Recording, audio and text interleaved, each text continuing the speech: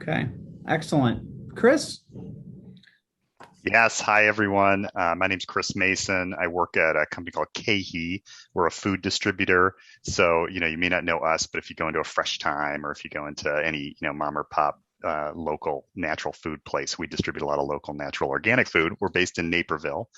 And I lead, I'm the vice president of talent and total rewards there. So, here more on my talent management hat, and very excited to be with you all and learn from this group. Great. Thanks, Chris. Jeff? Good morning, everyone. My name is Jeff Balzano, and I'm the head of talent management at Morningstar. We are a Chicago headquartered company, about 9,000 employees around the world, across about 30 different offices. As part of my talent management brief, I also have responsibility within my team for learning and development, as well as diversity, equity, inclusion, and community engagement. So this is a very topical topic for me, and I really look forward to the discussion today. Great. Thanks, Jeff. Allison? Great. So Allison Margulies, I head up talent management and diversity and inclusion at US Foods, which is also a food distribution company. We are based in Rosemont, and we have about 30,000 associates, and we service, everything from independent restaurants to large national chains. I've been with US Foods for just over 4 years, and prior to that, I was with McDonald's and PepsiCo. Thanks, You're a little bigger than us, Allison. That's right. But a wonderful food company. I've gotten small. It feels small compared to the prior. Oh, yeah, compared to McDonald's, exactly. Excellent. All right, Christy? Christy Harris. I lead talent for Allstate. That includes talent acquisition, talent management, talent leadership development. I have culture and DEI as well. We're headquartered in Northbrook. Chris, I live in Wheaton, so I'm right by you. And looking forward. And many of you guys I know, Allison and I are always constantly trading secrets. So, yeah, Christy and I have been leading the future of remote, future of the workplace and hybrid workplaces. So we've been fast friends the last year plus on what are your companies doing? I'll admit I've tapped both your companies for that with different folks. So we've learned a lot from both of you. Yeah. Excellent. Well, listen, that's the purpose of this network, right? It's like, It shouldn't be so hard to get that information, and it shouldn't be secret, especially on a topic like this. Andrea, let's hear from you. Hi, Andrea O'Leary. I work at Aon in Culture and Change. I lead our large-scale global culture transformation based out of Chicago. Aon is. For those of you who don't know, it's a professional services firm that primarily focuses on risk, health, and talent or HR or human capital. Been here 8.5 years at Aon. I live in Jefferson Park, so just north side of the city, and excited to have the opportunity to chat with all of you today. All right, excellent. We'll go ahead and get started. Well, thanks again for all of you that are joining us this morning. We are super excited about the rock star panelists that we have today to talk about a very important topic related to evolving the talent management function to enable the DE&I strategy in your organizations. I know a lot of the folks I see joining up here on the panelist list. Some of you are new. So what we'd like to do before we get into the conversation today is just talk a little bit more about the network, our purpose, and also some new features about the network, so you understand what our charter is and how this network might be a little bit different than the ones that we've done previously. So again, for those of you that are not familiar with the Chicagoland Management Network, this city group is our missions focused on helping senior talent management leaders in the Chicagoland area learn, grow, and succeed through peer-to-peer networking and knowledge sharing among like-minded leaders and professionals.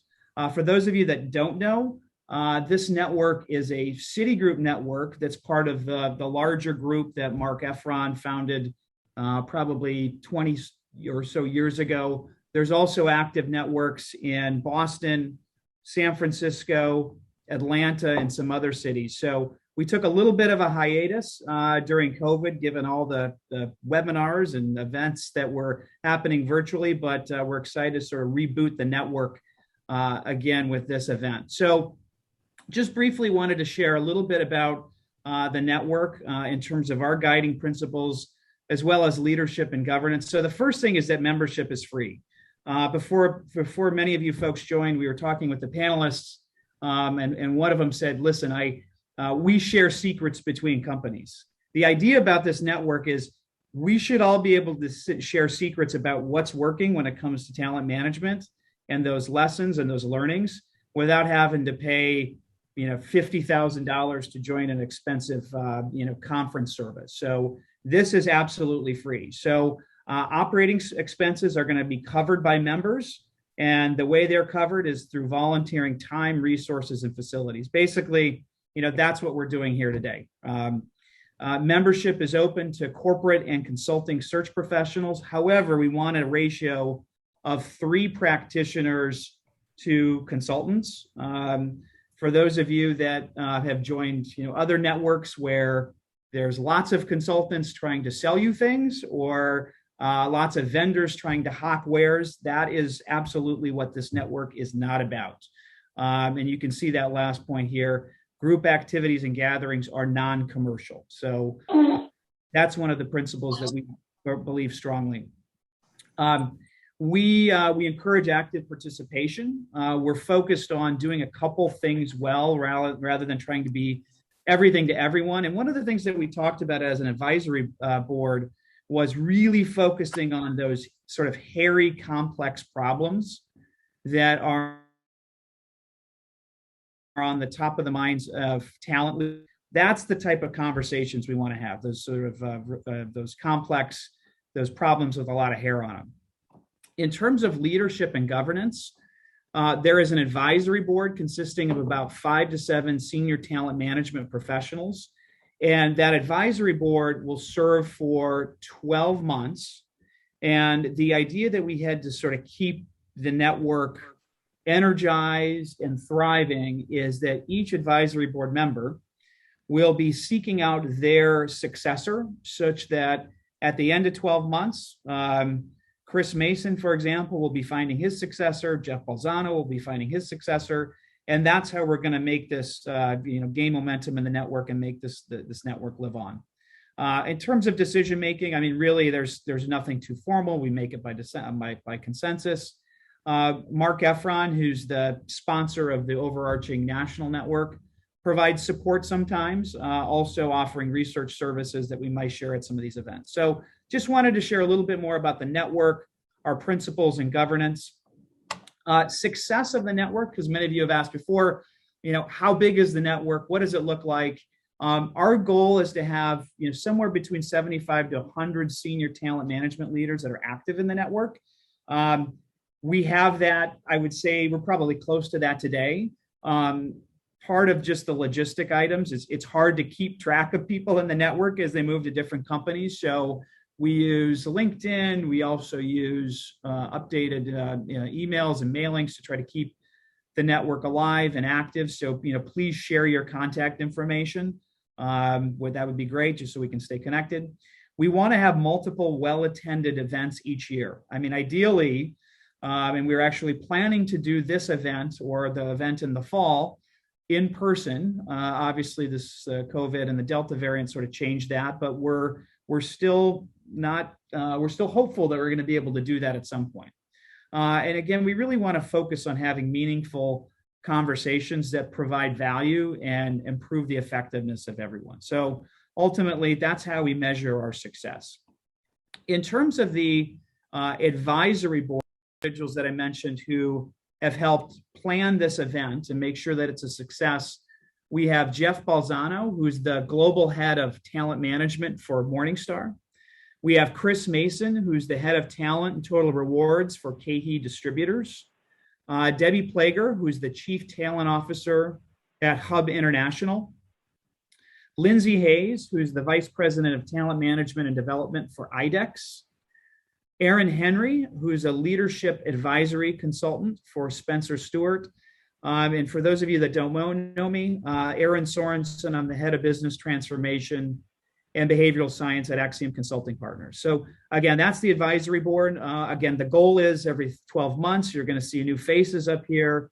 Our goal is to have these folks be top talent roles. So again, we sort of propagate the network that way. I want to now introduce today's, as I mentioned, rock star panelists, because they absolutely are rock stars. We're so excited to have these 4 women speaking with us today. First, we have KeHe Harris. KeHe is the Chief People Officer at Allstate, and we're going to ask KeHe, as well as the other panelists, to describe their role in their organization in a bit more detail when we start the conversation. Allison Margulies, who is the SVP of Talent Management, Org Effectiveness, and Diversity and Inclusion at US Foods. Andrea O'Leary, who's the Senior Director of Culture and Change at Aon. And Natasha Miller-Williams, who's the Head of Diversity and Inclusion at Ferrara Candy.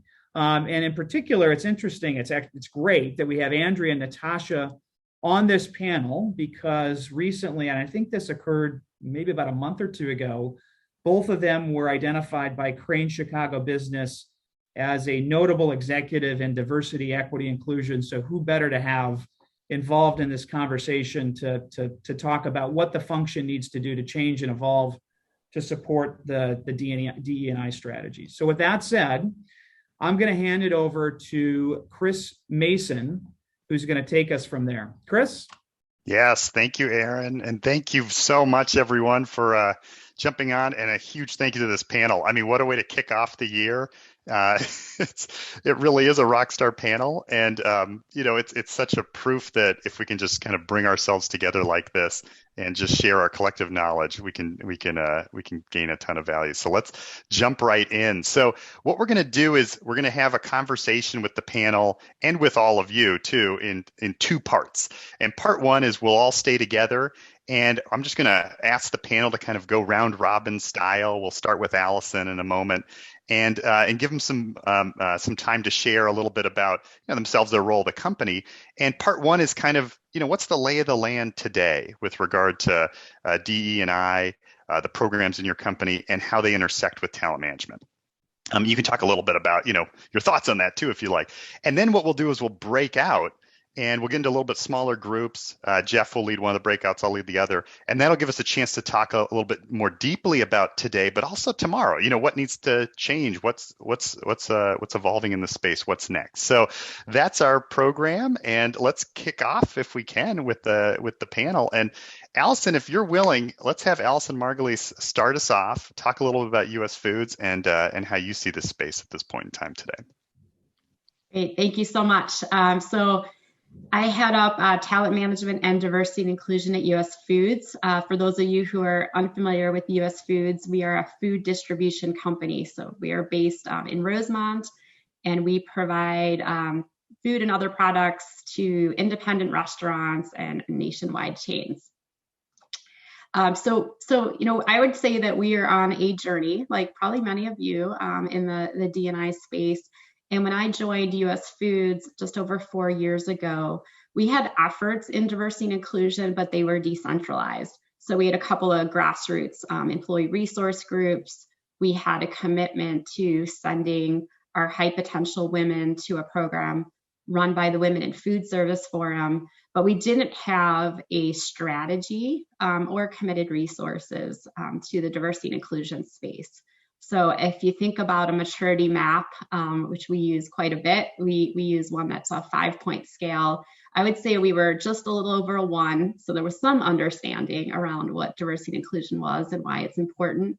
But we really had a long way to go in terms of making progress.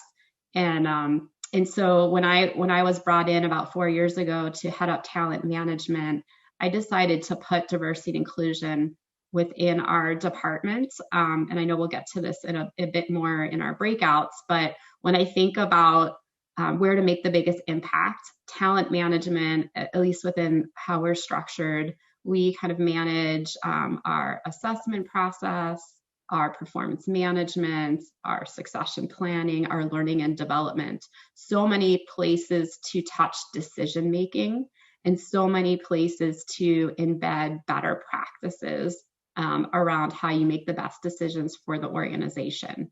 And so that's really kind of where we've started our journey, is bringing D&I into talent management. And of course, now we do have a dedicated diversity and inclusion strategy and team, but I like to think of it being part of every single one of my team members' roles. So for example, when we're doing training on our annual performance management process, we're consistently bringing in those diversity and inclusion messages, where it's not about diversity and inclusion as a standalone. It's always about making the best decisions around talent. And I'm kind of preaching to the choir here, but you certainly can't make the best decisions when bias comes into that decision-making process. So that's where we are. I would plot us on a 3 on the 5-point scale. So we've made a lot of progress, which we're very proud about in the last 4 years, but we have a lot of ways to go. And Allison, before I transition it off, I just want to put a pin in some of the good things you're saying. So you've made some progress in terms of dedicated resources and support for this over the last many years. Did you say you actually have some roles exclusively dedicated to DE&I within your team? And then you also, of course, ask everybody to think about it throughout. Do you mind talking just a little bit about the structure? Absolutely. So in year 1, I had diversity and inclusion under our culture and engagement team. And so it was part of that culture engagement team, in addition to running our survey, action planning around making it a great place to work. And then about probably year 2.5, we moved to having a vice president of diversity and inclusion who reports into me. And then we have 3 dedicated team members. But then I would say, and I can see some of those team members on this call right now, it is part of the whole talent management team's role. So we have, for example, an analytics roles that look at our talent analytics. That includes diversity analytics as well. We don't have a standalone resource that just looks at representation in that D&I team. So those roles do program management. They support our ERGs. They do some of the things that are kind of solely to move our D&I agenda forward. I find that really helpful to hear a little of the evolution as well of how you brought it from, kind of A to where you are now, which I think you would say is still just part of the journey, but incredibly helpful. So thank you so much for kicking us off, Allison. That's US Foods. And let's move to Christy Harris and hear a little bit about sort of the journey at Allstate with you, Christy. Thanks, Chris. And my story is a little different than Allison's, but it's amazing how you kind of get to the same place. And I would say it's definitely a journey. I've been at Allstate for 20 years. And when I started 20 years ago, we had an employee resource group. We just didn't call them employee resource groups. At that time, that nomenclature, came later, but our ERGs are probably formally about 15 years old, and we have about 10,000 employees who are active members of those employee resource groups.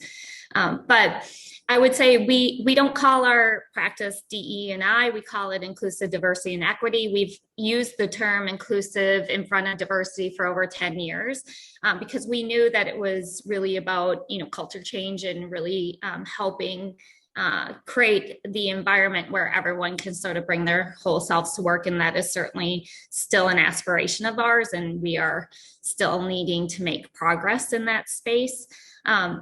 My portfolio really includes all things talent, so talent acquisition, leadership, talent management, talent development. I have culture, I have inclusive diversity and equity, and employee experience. And that ranges from our entry level all the way to our board CEO succession. And We have always, like I said, used the term inclusive diversity for the last 10 years, but last year we used and added equity as a result of, us really sort of pausing with the world around us and knowing that we needed to make, different changes in our process and policies and procedures in order to really advance equity. So for example, for the 20 years that I've been at Allstate, we've done pay equity analysis every year. And 2 years ago, we always did that internally. And 2 years ago, we engaged an external firm to do it. And while I think it's really important to do pay equity really is an outcome of decisions that happen much earlier in the process. And so, at least for us, performance and succession drives pay. And so we need to back that up to really look at our processes and procedures to ensure we're creating the right opportunity for everyone. And, really thinking about, and this is, Chris, I think gets to your question of like, well, does DEI really embed in talent management? I think it's hard not to if you're trying to, really evaluate, how you define high potential. I mean, even when you think about potential, well, potential for what? I think everyone has potential. It may not be potential for exactly the next roll up, but, people have potential. And I think we have to challenge ourselves on, culture fit, the term, culture fit. What does that mean? Especially when you're trying to create, diverse perspectives and, bring different unique perspectives to the forefront. So I've sat in almost every seat in HR at Allstate, and I don't know that I really fully appreciated how to incorporate DEI across until I sat in Total Rewards. And when I started to, and this was before I led DEI for Allstate, but I started to really take a step back and saying, well, why are we embedding fertility, treatments? Why are we thinking about parental leave? Why do we offer programs through our medical for neurodiversity? There are different things. And so I think we have to continue to challenge ourselves to realize that diversity, equity, inclusion is not a spectator sport. You can't help advance it if you're sitting on the sidelines, that you have to really be an upstander. The chief diversity officer in any organization could not be in every single meeting. They cannot be in every single conversation. And if they are the only ones who are advancing DEI, then it's not sustainable. And that's why you have to sort of deputize and rally, everyone in your organization to be able to speak up on behalf of and advance your values, is particularly if that's a value within your organization. But last thing is I have a team that's dedicated to DEI. It's about 10 people, and they are very active and in demand. And I don't think there's any time in which I have a team that wouldn't wish they had more resources. Well, and you started answering my one last question. Is so wonderful description of the journey there. And again, I feel like we learned so many little powerful tidbits along the way from each group's journey. So you've been doing inclusion and diversity for 10 years. And equity was really a focus that came into play only over the last year. I love the line, DEI is not a spectator sport. Can I ask then, just to put a pin in the structure, so you have 10 folks dedicated. Do they roll up to a single leader that then kind of rolls into your world? Is there a council kind of involved across the company? Is there any other ways you sort of lead DEI? Yes, it does. The 10 roll up into the chief diversity officer, who, like Allison, reports, same structure, reports to me. But we do have an enterprise diversity leadership council, which is made up of business leaders across, the company, including our international locations. And then a lot of our business units have their own diversity council that we help, oversee. So our finance function has a diversity council that really tries to help advance some of their efforts that are particularly nuanced, maybe for their business unit. Or our claims organization has, an organization. There's 17,000 of our population. So they are unique in some cases in what they see in the makeup of their organization. So we try to tailor what's best for the enterprise as long as it aligns, but give a local nuance for what is particularly happening in that business unit. So helpful. Thank you, Christy. Well, let's move us along to Natasha Miller-Williams. And Natasha will tell us a little bit about Ferrara. And I think what's really helpful here is now we're hearing from somebody who doesn't exclusively, oversee talent management with DE&I plugged in. You really lead DE&I. Talk a little bit about how you talk about it, the programs, and how the structure works there, and thoughts on us from your side. Yeah, absolutely. Thank you for including me. So Ferrara's been on our DEI journey for 18 months now, and I'm the first person in my role. Similar to what Allison shared, when we got started, there were a few disparate efforts. We had a couple of ERGs, 2 at the time, we now have 8. And then there were a few other scattered things that were happening here and there across the talent management things that our benefits team were thinking about, and even things that were happening within certain functions that were a bit more progressive in their thinking, but everything was scattered and there was no strategy. And so that was really my main objective when I joined the organization. And we also follow kind of a 4-point scale. Actually, we use something that PwC put in place that starts with emerging and goes to differentiated. And if we were on the line at all, the first step is emerging. And so we put ourselves at emerging.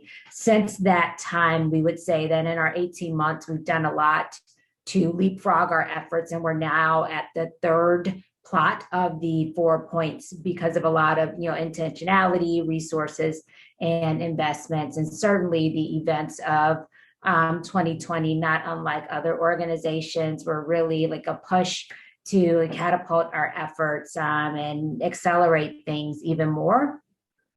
So my team, the DEI team, is sort of one department across the HR organization, and I'm partnering closely with talent management, with comp and ben, with talent acquisition, with all of the other stakeholders. And we also have a diversity, equity, and inclusion council that we launched in the first year of our journey. And that includes 45 members of the organization, the CEO and our entire executive team being a part of that 45 count.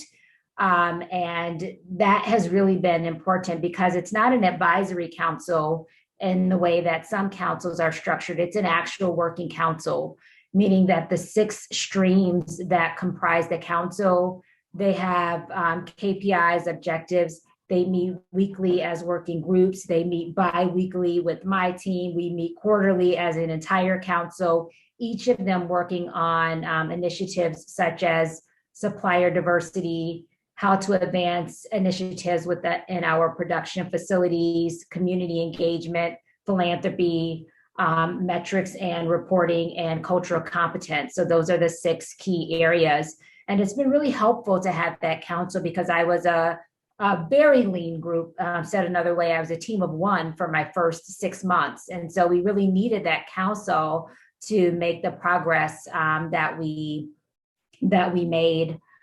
Building upon Christy's statement, when we started our journey, we were really saying that everything was diversity and inclusion, and throughout 2020 really began to highlight the importance of equity because there were so many systemic inequities that were just highlighted both in society as well as in the workplace. And while we had been doing the work around inequity, we just had not included that word in our language. And so now diversity, equity, and inclusion is my title. It's how we've rebranded our council, and anything that we do from a DEI perspective, we've been really mindful of how we refer to the work that we are doing. From a talent management perspective, Allison and Christy really hit on the areas that have been important to us from a succession planning perspective and doing the analytics around representation with all of the groups that we're able to measure, whether that's gender or race and ethnicity. We're still kind of building a bit of discipline around our workforce data. So we don't have every underrepresented group that you might want to have, but we definitely have gender and race right now. And just looking at the data when we do our succession planning, as well as when we're looking at high potentials and 9 blocks, and we're being only 18 months in our journey, we're still at a point of just saying, like, where are we today? And then our next step is to say, where should we be when it comes to goals as well as commitments. My team also works really closely with the talent management team who leads our engagement survey. And one of our big successes over the past couple of months was including an inclusion index in the engagement survey. And we essentially identified a series of questions that roll up into a total inclusion index, as well as the ability to look at each metric individually, so that we have not only the engagement index, but also an inclusion index that we'll be able to view across many key groups when that data is available in a couple of months. And so I'm really excited about that partnership as a way of showing how DEI and the talent management team are working sort of hand in hand. And I would say sort of, lastly, the partnership with talent management, learning and development, and DEI has really been helpful in our organization because it's a way to message to managers. And, when it comes to our ability to really drive things forward, managers are important because ultimately they are doing the hiring. They are doing the performance reviews. They are the ones that are hosting meetings and interacting with people in a day-to-day. And so my team, L&D, talent management, we are often just thinking about how do we coach, develop, and support managers as they are leading their teams, because we realize that people join organizations and leave organizations largely based on the experiences that they are having with their managers. And so that's been a big part of the work that we are doing. It's such a helpful overview to hear your perspective, especially the kind of lightning fast journey you've had for 18 months, and just applaud the amazing progress you've made. I know it feels like probably just the first stop on a long journey to come. One observation that I find incredibly helpful is hearing your perspective on where you've connected most and found value in connecting with talent management. And I had not thought about sort of the importance of talent management's integration with the work managers do, and how, as you flow things through talent management, it's a direct line into managers on such critical topics like performance, succession you called out, and then the connection with the engagement survey piece is powerful. So ultimately your structure, am I right, Natasha, is within human resources. So you'd still roll into the human resource function, and talent management kind of sits beside you over there.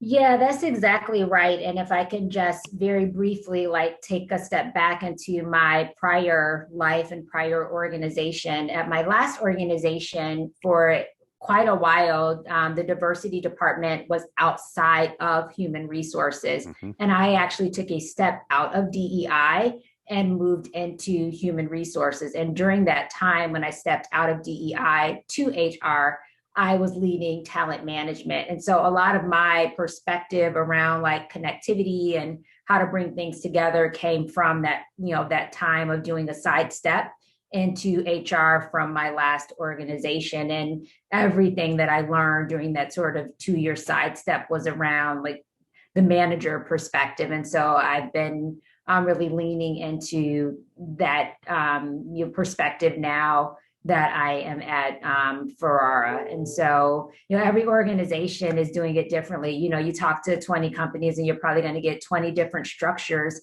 And it's been my experience, though you haven't asked this question, that all of them can work. It really just comes down to communication and how well people are working together.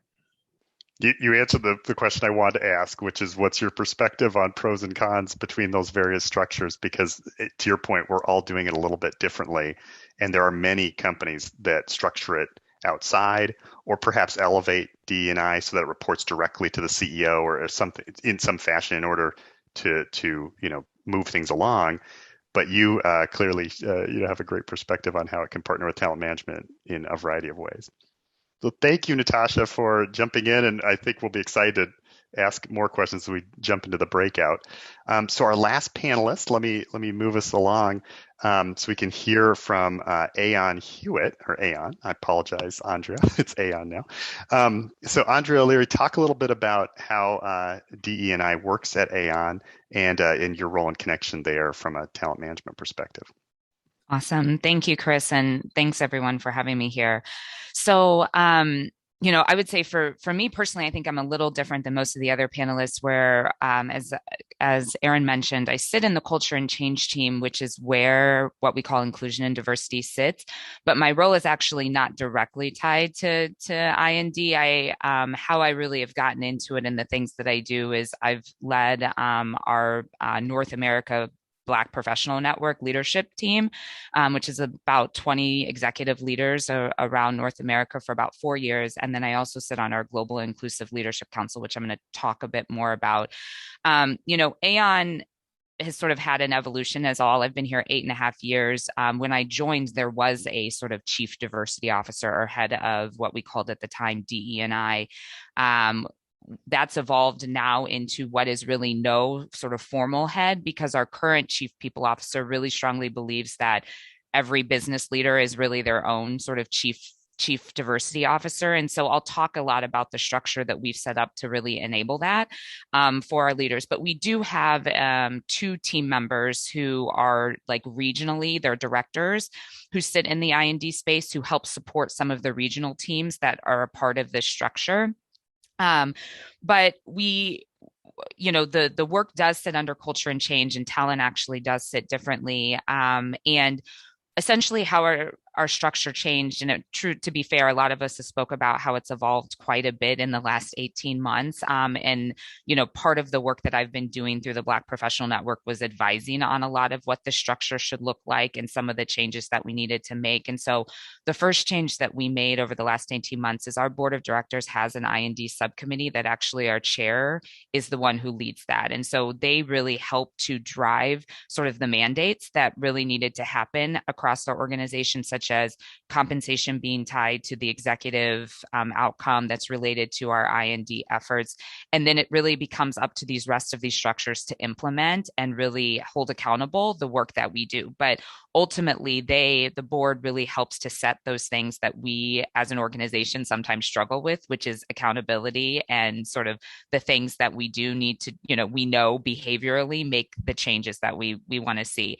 So we've got this board I&D subcommittee. We about a year ago set up this Global Inclusive Leadership Council, which is 23 leaders globally that represent sort of all of our functions, our business lines, the regions where necessary that are really intended to be the strategy setters and to help drive influence and counsel where they need it in each of the regions. Under each of those, we have regional inclusion councils. And so each region has a council of just business leaders primarily. They're a subcommittee of our business leadership regional teams. And that's really where those directors help to support a ton. So they really help to, each of those regions have goals that they're driving to, that they're held accountable for from a compensation standpoint. And those directors really help to support and enable those regional leadership teams that way. And then finally, we've got all of our what we call business resource groups. Many of you have referred to them as employee resource groups, but those are really our sort of bottom up, driving impact, creating that community for colleagues in a way that's meaningful, because a lot of those regional teams and that global team sometimes miss the connections directly with the colleagues.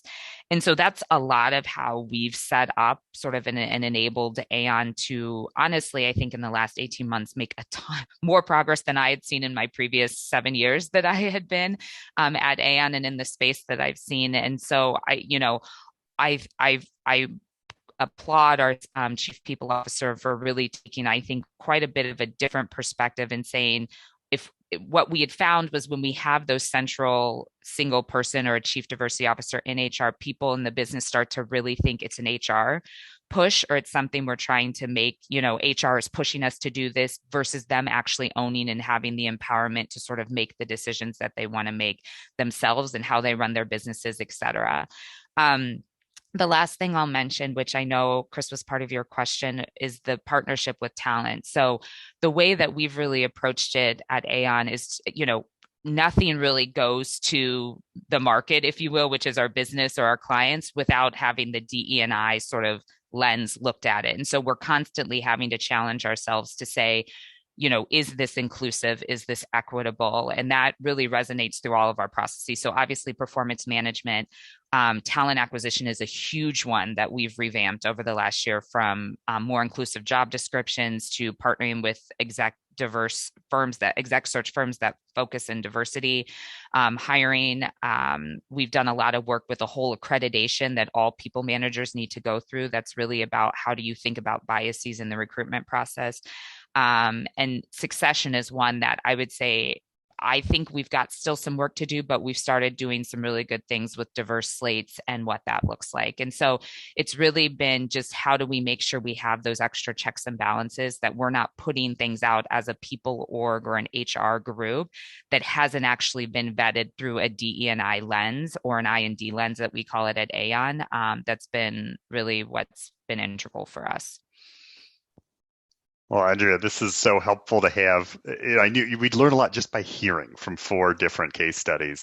And just to kind of put a pin a little bit in the differences here for Aon, is you do not have a formal chief, I&D officer, right? That's I right. mean, you call it I&D, but there's not a formal person who owns it. However, there's a formal subcommittee on your board. And then would you just remind us one more time, more for me, is who kind of ladders into that board, and then it really rolls by committee throughout That's right. the company, but you tie it to compensation, and I just have to ask, as a total rewards person, is maybe a little more on how you do that, because in other words, you've motivated less through structure and kind of formal roles, and more through broad participation and compensation.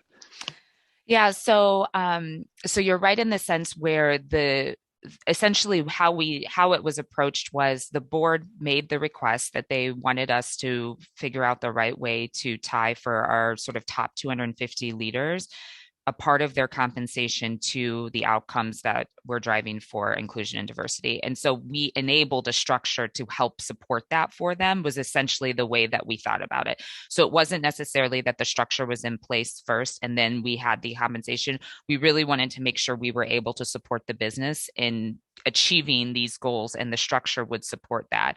And so what I had mentioned was, we've got this sort of subcommittee that sits at the board, and then we've got this global inclusion council that really is representative of every region, solution line, function that exists.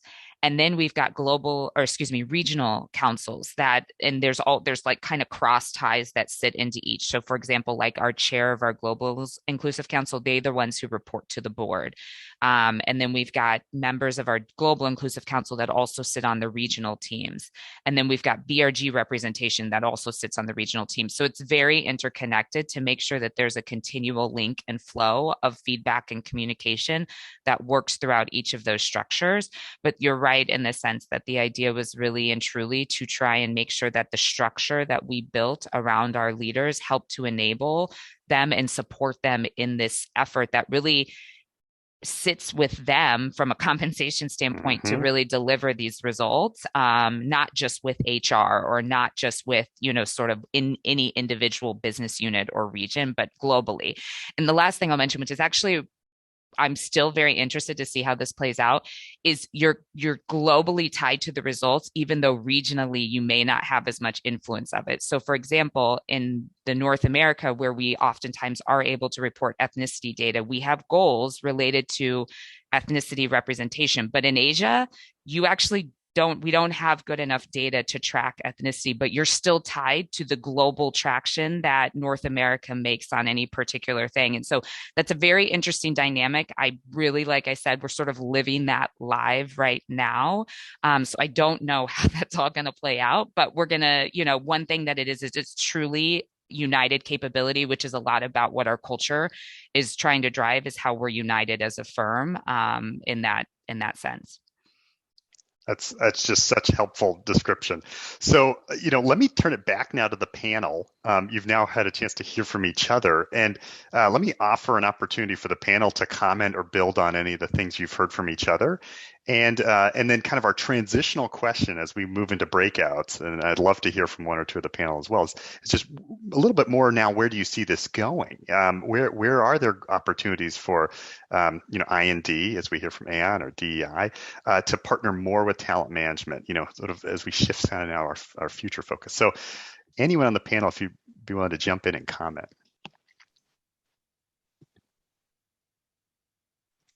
Allison, you came off mute, Yeah, so that's the sign. I'm happy That's the universal Zoom sign. I mean, I think, I think a theme across is it does take a village. This isn't whether there's a formal chief diversity officer or not. You're only going to make progress if there is accountability and understanding across leaders in the organization from top to bottom. And I think we're in different places of maturity around, how that is happening.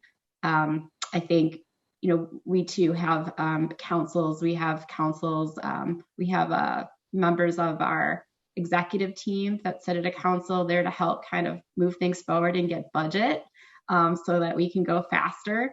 And then we have a council where it's associates that are across the organization. We actually have our ERG presidents, like Natasha. We have 8 ERGs that came about through a submission process. So that's a benefit of being a president of the ERG, is you get a voice on the council. And then we have those that kind of touch diversity and inclusion. So I think that's one theme. The accountability piece, I think, is a big piece as well. Andrea, you mentioned, there's pressure from the board. We have that as well. So our comp committee also has diversity and inclusion. So we're reporting on a quarterly basis, progress that we're making. And so I think this is a theme across, all organizations as well, is that you're getting pressure from your stakeholders, internal and external to the organization, to make progress and demonstrated progress. And so we too will be including an inclusion index in our survey. We haven't gotten to the place of the accountability being baked into the financial rewards, but we do it through something called our cultural beliefs. So when we manage our performance, we do it on the what and the how. And on the how, with our cultural beliefs, we've tried to make the case that, again, diversity and inclusion isn't a standalone. It touches all of our cultural beliefs, whether it's demonstrating that associates matter through our belief you matter, but even team up, which is about engaging people in the right people in the right way. You have to be really thoughtful about who are those right people. Are you kind of tapping into the same people over and over? Or are you looking at what are the skill sets that you really need, and having a diverse lens around what's the resources that you bring in? So that's how we're starting our journey. And I'll keep using that word journey, because I think we need to bring everybody on board around why diversity and inclusion matters to the company and to the leaders, so that it's not maybe doing it because I have to, or I'm not going to get my full bonus if I don't do X, Y, Z, but bringing them along on the journey. And I think, some of the companies like Aon and Allstate are much further along in the journey. So you're not, again, in the kind of explaining the business case and what's the in it for me. So we're being, thoughtful and cautious around how we build those accountabilities in. But we certainly, I think the headline is we're all accountable. And I think companies that are not making progress in the space will not win that war for talent. where we're all seeing the headlines, 40% of your people are looking for new roles. And one of those things that they're looking at is, what does your company do in the diversity inclusion space? Can I add one more thing to what Allison said? Because I 100% agree about this sort of, we all have different journeys in the way that we approach. But the one thing that I also heard, although maybe not explicitly said, definitely implied, was this idea of data and like how we think about whether it's engagement data or representation data or performance management type data with succession, et cetera. But, I think that's a key area that the talent management relationship is just so critical, because DE&I at times for people it starts oftentimes as this like abstract thing that people aren't really quite sure, like, how do we track it? How do we measure it? What are the ways that we show impact? And I think hearing from each of us, like there's different ways we're approaching it, a lot of similarities as well. But the key underlining aspect is we're trying to get data points and proof points that link to either some of the current processes we already are doing, engagement, performance management, et cetera. And so I think that that's something that I think is really critical when we think about partnerships with talent management.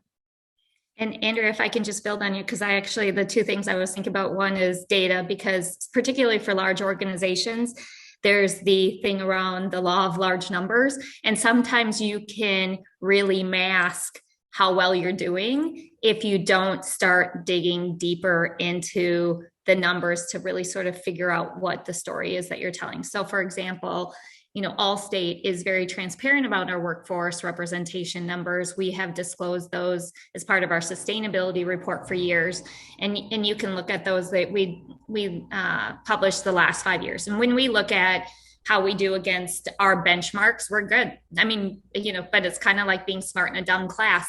And when you start to like really look at your numbers, our diverse population, if you categorize diverse as being, people of color and or female, we look great. But then when you start to look at where those people are concentrated in the talent pipeline, you certainly see that we have room for improvement to make sure that that pipeline continues to reach, our C-suite. The other thing that I just wanted to emphasize was what Natasha said around people leaders or managers.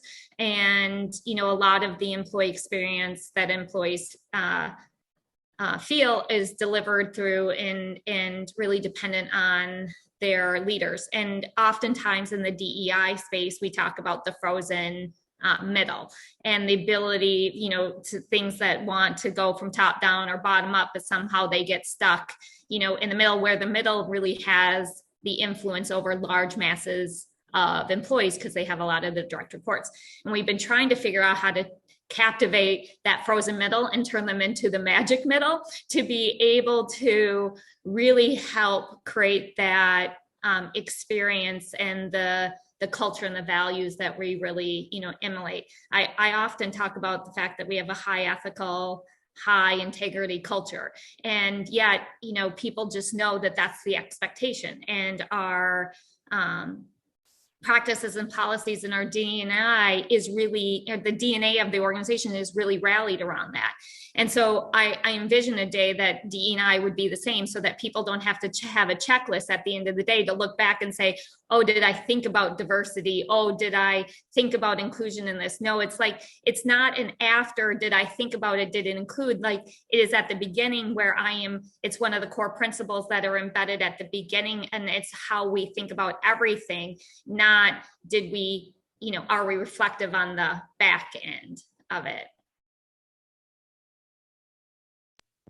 I would just add to that, and it's actually really related to the last point that Christy just made.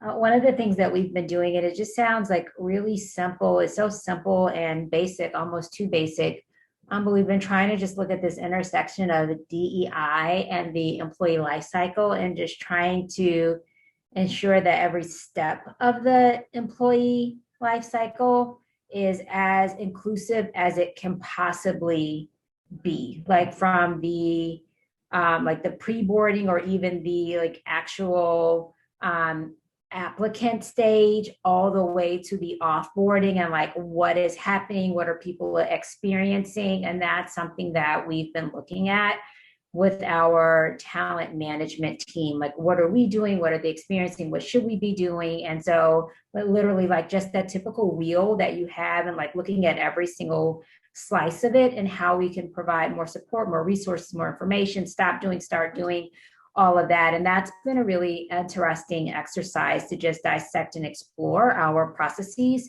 and how to make them a bit more inclusive. That is so helpful. Well, I think maybe that is as good a time as any to now shift to our breakout, so we can involve more in the next round of discussions and go a little bit deeper into what's next in talent management. So, Aaron, anything we need to tell the group as we transition them into the next phase of the flight here? No, I transition to the next phase of the flight. I like that. No, other than you will be assigned a group automatically. So that should happen soon here. And then Chris and Jeff Balzano will be facilitating those groups.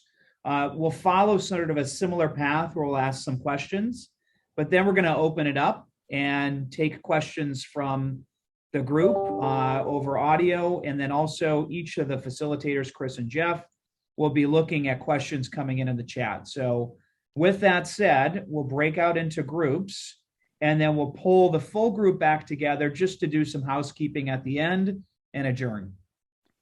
So with that said, we should start to do the breakouts. At any point where you would like to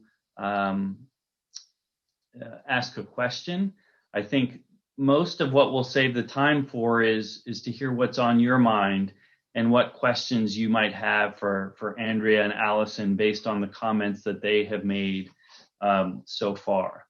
Some of the questions that I was going to ask were around, I think, some of the things we've talked about already, kind of the pros and cons of how things are structured. I hope this isn't too much of a curveball for our panelists, but I was hoping to ask a question that was kind of about something that you're working on today that might illustrate the intersection of talent management and DE&I or I&D. So I guess to Allison and Andrea, maybe just to kind of get things warmed up for our group here, if you could think about maybe something that you're wrestling with today that might illustrate how these things are very much related, and maybe you could talk about the different groups or departments or that are working together in order to solve the problem or challenge that you're facing. And while they're describing that, I'd ask all of you to be thinking about, what's on your mind? What are you wrestling with? Where you might just want to ask them, like, how would you handle this situation based on some of the things that you're challenged with today? And I think those kind of questions will probably allow us all to have a really good conversation. So with that, Allison, Andrea, does anything come to mind related to kind of a current challenge and how it kind of illustrates how that intersection of talent management and DE&I? I'm happy to start. So as I mentioned, we're a food service distribution company. So one of our largest employee groups is our frontline sellers. And so those are kind of high volume hiring. And our hiring managers, are probably like a C on an ABC scale in terms of like their skill set on interviewing and making the best decisions. So one of the things, again, going back to, it's all about making the best decisions for the company, and kind of like eradicating bias in that decision-making process. And so to do that, we had our assessment team, work with our diversity and inclusion team to identify what is going to be the best way to move people through that hiring process. And so we introduced an assessment. So the assessment is a validated assessment based on the underlying skills to be successful in a seller role. So the test is it's not biased, doesn't have any disparate impact against any of our protected groups. So that's one step of the hurdle. But then the next step of the hurdle is the interview. So again, designing an interview where it's structured, where there's behavioral indicators to help that hiring manager look for responses in that interview to look for, is this, is it going to be a strong candidate, kind of middle of the road, or a poor fit? And so this was then again a team up between our diversity and inclusion and our assessment team to train our hiring managers on our kind of new process. Again, kind of the why. It's the headliner isn't about getting more women and people of color into the sales role. It's really about making the best decisions. But then again, interwoven is talking about how biases can impact those hiring decisions. And we've partnered with the vendor Cook Ross. We use their pause model. So we talk about pausing and saying, okay, I'm having this really great feeling about Andrea. Is that because Andrea has all the skill sets that we need for this role? Or is it because Andrea and I both worked at this company, or we went to this college, or there's some sort of affinity I have towards Andrea that is creating a halo over her? So that's an example of high volume, need to make the best decisions. D&I isn't kind of the headliner, but D&I is interwoven into how we design the program and how we implement. And then I imagine, just to follow up on that, you probably have some kind of learning and development aspect that you would need to get managers, comfortable and ready to take this process on. Is that right? Absolutely, Jeff. So, that's just one example of a specific hiring process. But then we do have programs like, we call it Gateway to Leadership, which is for first-time managers. And so we teach first-time managers how to, go through the life cycle of managing people. One of those is hiring. So it is absolutely embedded in, kind of our full L&D curriculum as well, in the programs where it makes the most sense to train managers on new behaviors. Great. Thanks, Allison. Yeah, thanks, Allison. So the first one that came to mind, if I am succinct enough, maybe I'll try and squeeze in two, because I think they're both kind of interesting examples. But we recently, about 6-7 months ago, because we've gone through 3 reports now, we do them quarterly, have started delivering what we call inclusion index reports to all managers who have 100 or more colleagues in their hierarchy. And so really where this came about is just opportunities we have to be more transparent and honestly share more information and data with leaders about what their organization looks like. And so data that's included in that are representation numbers, promotion rate numbers, attrition rate numbers, and talent review information. So what percentage versus, and we split that up in the US and UK by gender and ethnicity. And then other parts of the world right now, it's just gender, because we're working on collecting more data. And we're hopefully also going to look at LGBTQ+, because we're doing really, really great on collecting more of that data around the world. And so that's been an interesting relationship, because we've got our human capital group that does a lot of consulting just externally. They've been consulting for Aon. That's meeting with our DE&I group, that's meeting with the line HR, that's meeting with talent development. And it essentially is this working team around, one, how do we sort of make sure that, one, the data is accurate and representative of what the processes and the things that are happening, whether it's promotion based or maybe talent review based. That we're making sure that line HR is actually understanding the reports and can work with their business leaders to articulate what they are, talk with them about them, make sure they're understanding. And then we're also working with other groups, such as the DE&I group, to say, how can we continually improve these? So the idea is that every quarter they get better in some way. So at first they grouped all ethnically diverse colleagues together. And the feedback was, well, if you're Black versus if you're Asian versus if you're Hispanic, your experiences are different. And the data will show that. And so we should actually give people that opportunity to see the unique experiences that those different groups are having at Aon. And so that's been a really interesting collaboration point. The other one I'll just quickly mention is we recently sort of embarked upon what we're calling a diverse talent initiative, which is We've partnered with 6 universities, 5 of which are HBCUs, which are historically Black colleges and universities. And then one is a city college out of New York, Brooklyn City College, that have very, very high diverse student populations. And we've said, how do we create really deep strategic partnerships with those universities for curriculum development, scholarships, things like that? And we did quite a bit of an analysis. I won't go into the details of why we picked the 6 schools that we did based upon the things they study there, where they're located to Aon's offices, et cetera. And so that's been a really interesting partnership between like the Black Professional Network, our employee resource group, talent acquisition, DE&I. We've got business leaders now actively involved, and we've built these like volunteer university teams that's really sort of bringing all of our organization together around these 6 schools to really drive impact and partnership and relationships with these universities. And so that's been a really cool, we're in August, we're 7.5 months into it now. We started at the beginning of the year. And so that's led to a lot of cool innovation and opportunities to really approach something very different than we have in the past.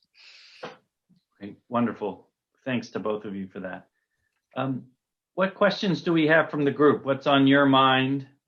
What are you wrestling with today that our panelists might have some perspective on? Hi, this is Jonita Wilson. I have a question. One of the things, Jonita Wilson, Chief Diversity Officer at Discover Financial. I have a question about momentum, right? So obviously in 2020, there was a lot of momentum when you look at the impacts of the pandemic and then also the racial injustice work that was going on. I'm curious, how are you continuing up the momentum in your organization where people are not just looking at it as, okay, we're having a little bit of a lull, things are a little bit of quiet, president turned over and so forth. So how do you continue the momentum? Do you want me to start, Allison, there? Or would you like to start? Go ahead, Andrea. So, I would say it's a couple things. I think first and foremost for Aon, part of why I say me because it was me and a couple others with the CEO chatting about why we really thought about a structure and sort of other groups such as this Global Inclusive Leadership Council, the regional groups, et cetera, was to keep the momentum. Because if it continued in to sit in what I'd seen in my experience at Aon in sort of a single central group, that it would be really hard to keep the momentum of a 50,000, 55,000 person organization really moving in a similar direction. And so we've seen now that what's actually happened as a result of, even though obviously the racial tensions are not going away and the social injustices are not going away, it's less right now so publicized and less in the news. The momentum is actually even accelerated. And so we've gotten now business leaders really accountable, one from the compensation standpoint, but also just honestly, because they're seeing now changes and they're seeing the sort of fruits of their labor pay off. And so it's actually been really helpful that now our business leaders are pushing us faster, this sort of central team faster than we're actually sometimes prepared to go because of resourcing and capacity. And so the way to more succinctly say is I think building sort of an infrastructure or different teams that sort of help enable the work that you're doing versus having it all sit centrally has proven to be very helpful and successful at Aon.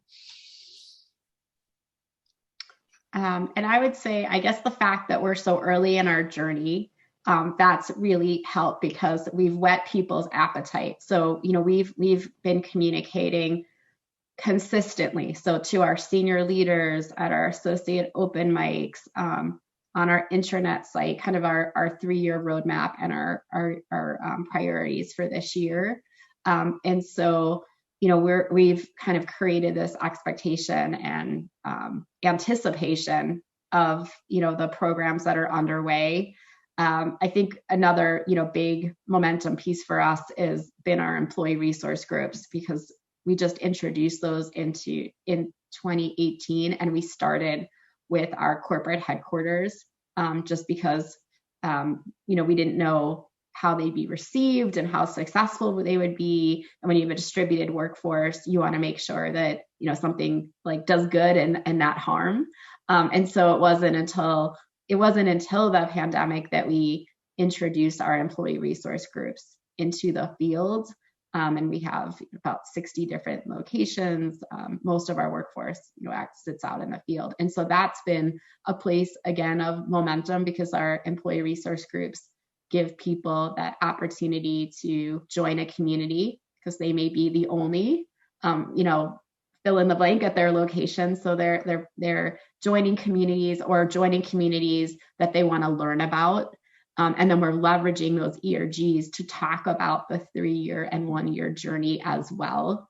And so, we're really seeing more resources and more momentum. And you hate for such horrible, events to be a tipping point to get people attention, but it really has been, I think, a tipping point where we have leaders across the organization now saying, this is important, and what can I do to support? I had a question. I'm a new CHRO, and kind of maybe just a little bit of an interesting context. And thank you so much, first of all, to the panel. These have been really inspiring stories to hear about the journey that you're on. I'm kind of in a very different stage of an organization where I came from a well-established organization like some of the ones that have been, talked about today, and went to a cannabis company that's headquartered in Canada. And, we have some sort of a unique responsibility, I think, given the historical racial inequities surrounding cannabis prohibition, as well as, some of the disparate social justice consequences, to really try to lead in this space. And we are super entrepreneurial. We are not yet profitable. And so, I joined the organization during the pandemic. So I also haven't met any of my staff, which is fascinating. Probably a lot of you might be in a similar situation. And why I share that as context is I would love just some advice or words of wisdom from those who are further along on the journey. We have a VP of DE&I who rolls up in my organization, who's fantastic. We are starting just right now to launch ERGs, but frankly, a lot of the infrastructure and building blocks of talent management are non-existent. So maybe that's a unique opportunity. I'd like to try to think of it that way, that, hey, we have to build everything here, so we may as well infuse it and embed it with DE&I as we go, versus trying to reverse engineer to a degree, which some companies probably have had to do. But I would love, and maybe this is playing a little bit off Janita's question, to get some advice about how do you balance sort of that desire for change, which the organization has, with what you're actually able to deliver, and not get sort of frustrated or discouraged. We have terrible data. I mean, that's one issue, is we can't even track stuff today. If we wanted to, we'll get there. We're going to put Workday in. I got approval for that.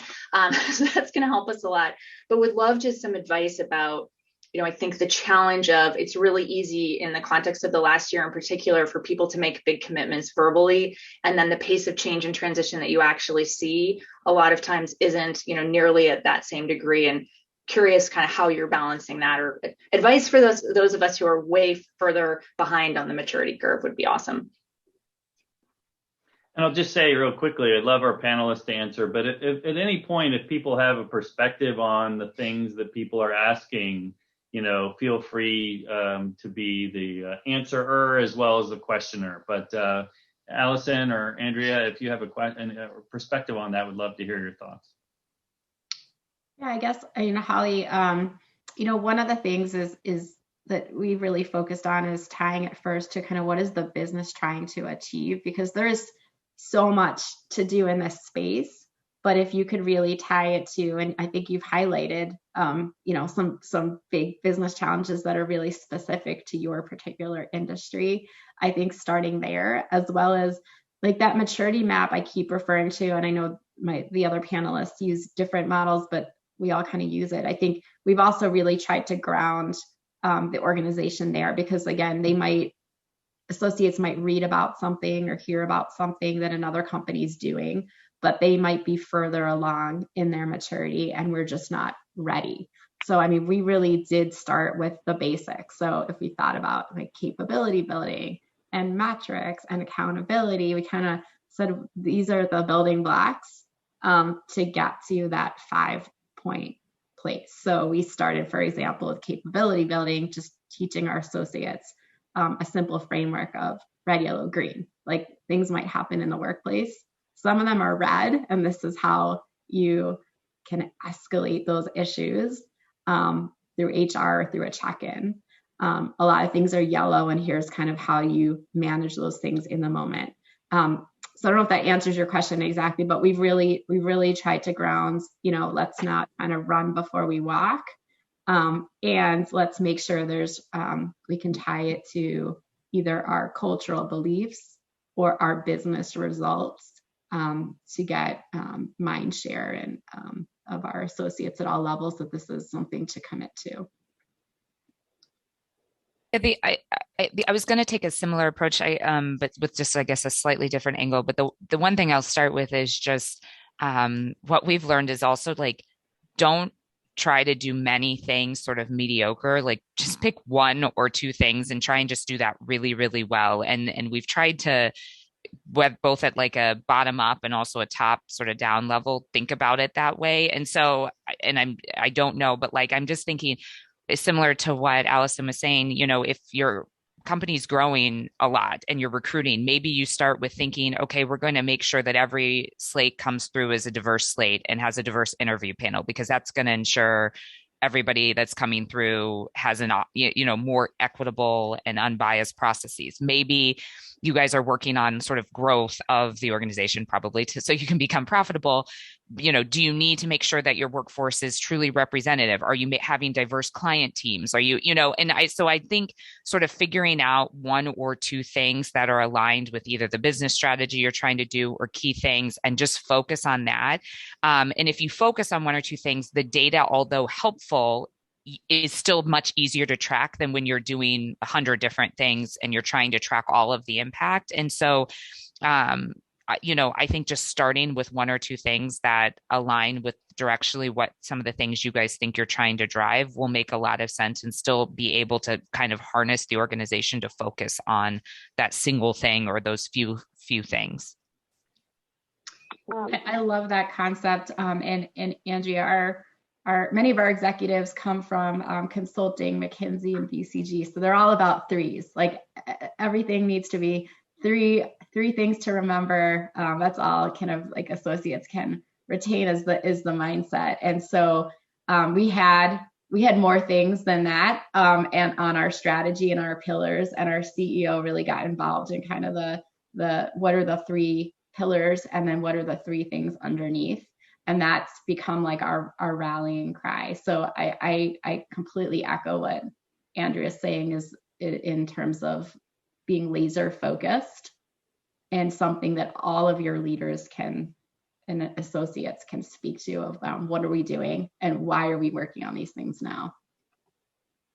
Holly, you started out in your comments talking about some of the sort of the externally facing challenges that you as a firm can tackle and address as well. And, at Morningstar, that's something that we've found to be an incredibly powerful connection and very meaningful to a lot of our employees, right? How do we kind of walk the walk outside of our walls? And that really reinforcing our overall DEI strategy. So for us, it's about wealth inequality, but there is, however it relates to your firm, if you can tie those things together, at least we've found that it can be very powerful. No, that's great. Really appreciate everyone's comments. Thank you.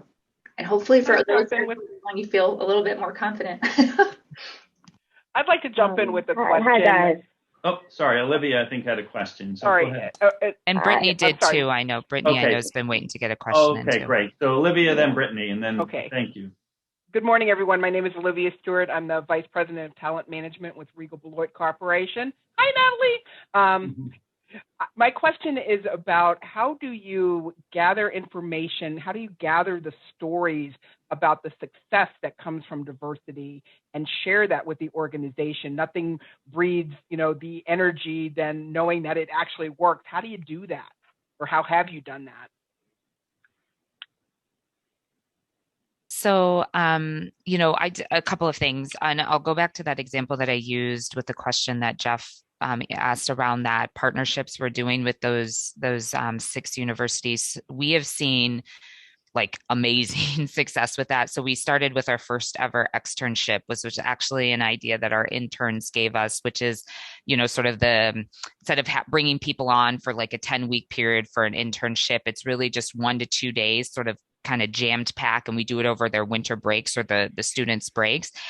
We had 35 students come from that. We had room for 35, but we actually had 125 students apply across those 6 universities. And then from those 35 students, we had 14 hires that became either interns or launched. We've reached 300, like it goes on. And so what we've really tried to do in that and is we've utilized that structure that we've put in place, and that is how we continually socialize. And so there's quarterly updates that go to the GILC, our global council, on that. There's quarterly updates that go to the regional leadership team that supports North America, because this effort's primarily in North America.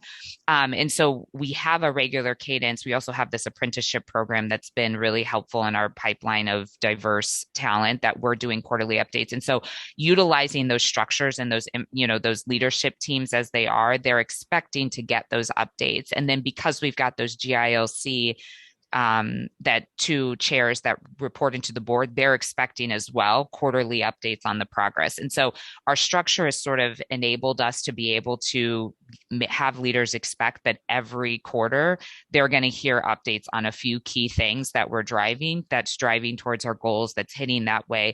And if we don't, we have quarterly business reviews across all of our regions and businesses. We also have an I&D component in that.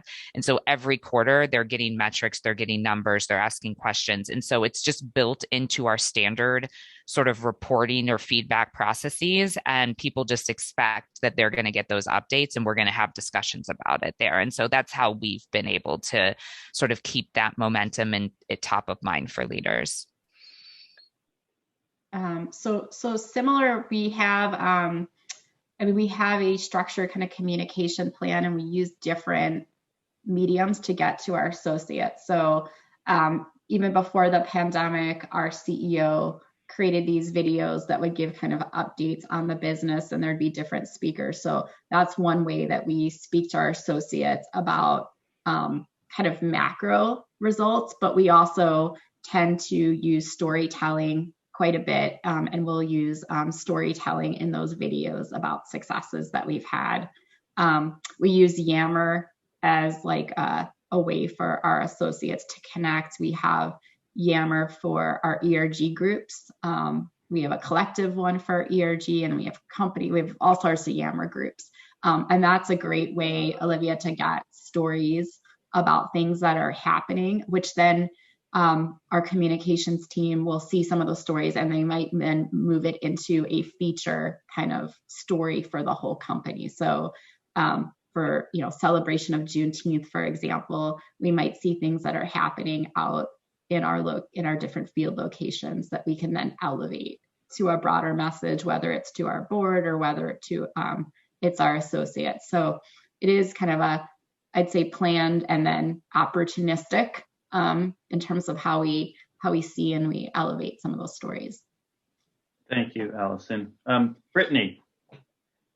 Okay. Hi, guys. Can you hear me okay? Yeah. Awesome. Okay. I'm the VP of Social Equity, Diversity, and Inclusion for a cannabis company. So I have some of the same challenges that Holly does.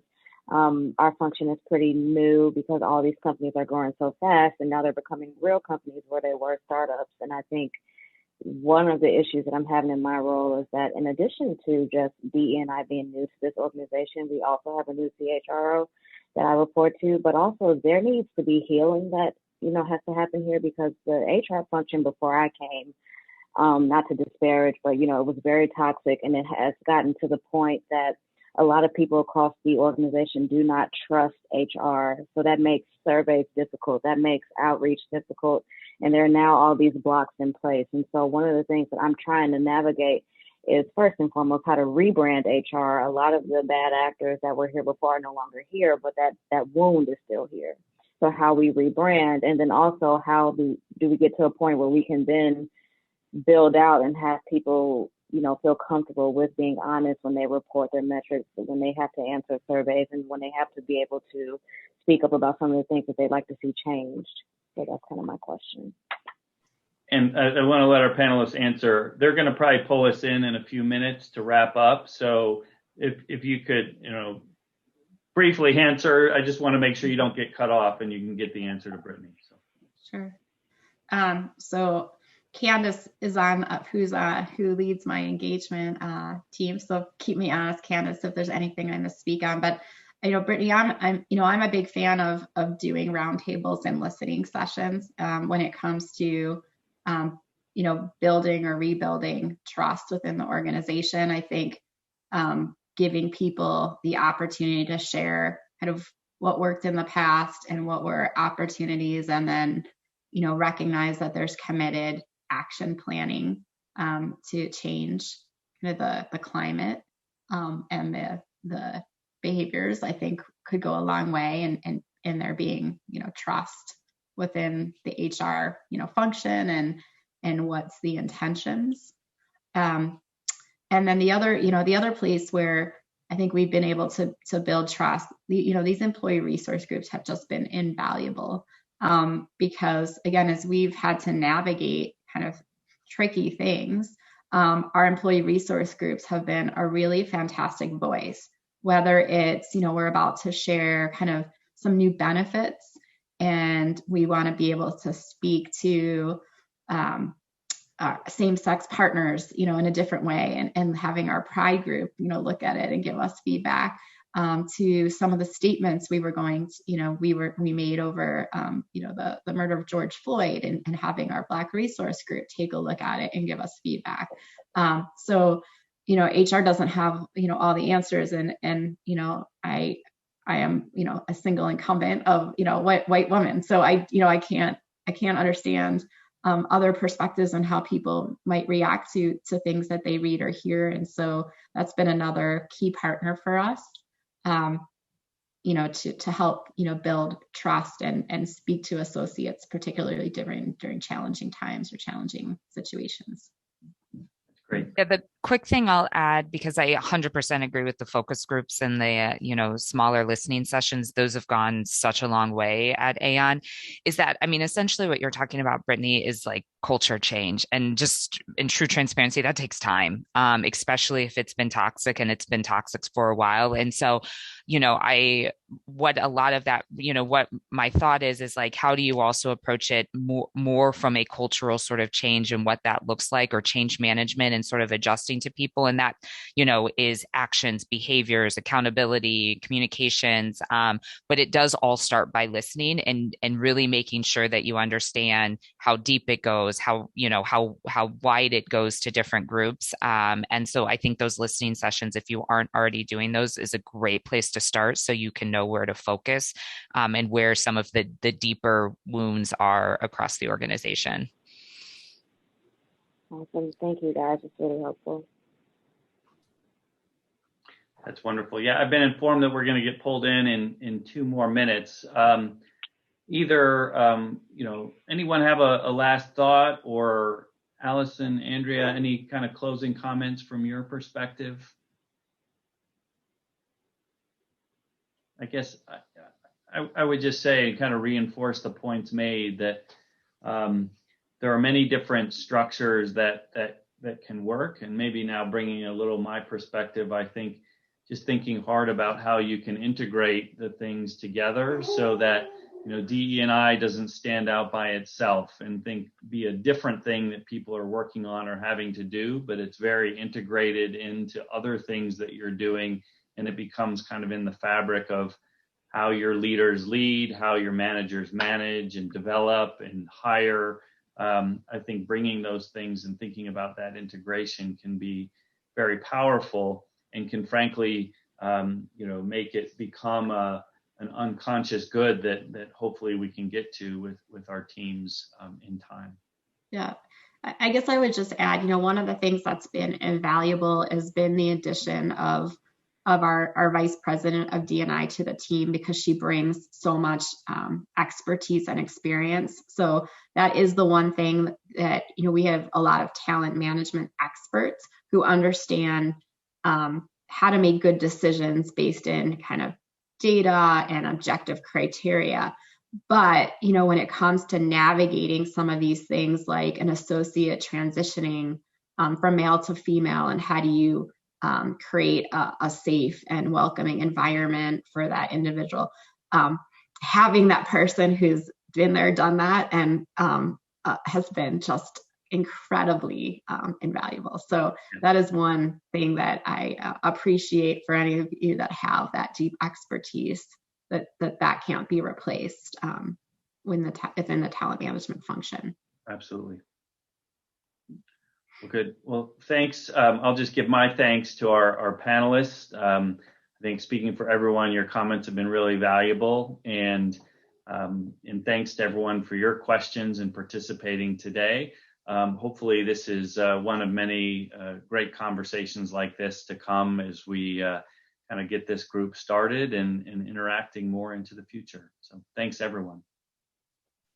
Excellent. Well, listen, I don't know if the breakout room and the other group was as interesting as ours, but that was a fantastic conversation. I really want to thank, first of all, our panelists who did a phenomenal job.